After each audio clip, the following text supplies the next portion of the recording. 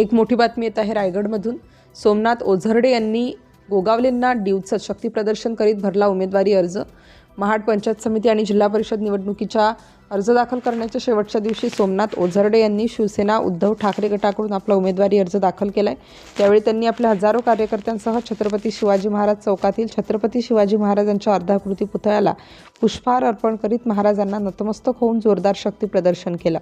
त्यानंतर वाजत गाजत निवडणूक निर्णय अधिकाऱ्यांजवळ आपला उमेदवारी अर्ज दाखल केला। त्यांच्यासह शिंदे गटाचे माजी उपसरपंच चंद्रकांत मोरे यांच्या पत्नी सुषमा मोरे यांनी उबाठामध्ये पक्षप्रवेश करून विंधेरे पंचायत समिती गणातून आपला उमेदवारी अर्ज दाखल केला। यावेळी ओझरडे यांनी या निवडणुकीबाबत माध्यमांशी संवाद साधून आपली भूमिका स्पष्ट केली। आता बघायला गेलात तर जो फरार आरोपी आहे त्यांनी या ठिकाणी फॉर्म भरलेला तुम्हाला दिसून आलेला आहे। त्याबद्दल काय बोलायचं ते मी तुम्हाला उद्या सांगेन, परंतु आज दिवस आनंदाचा आहे, त्यामुळे मला ह्यावरती काय आता चर्चा करायची नाहीये, परंतु उद्या आपण ह्यावरती नक्की बोलू। अर्जाविरुद्ध तुम्ही काय तक्रार वगैरे करणार?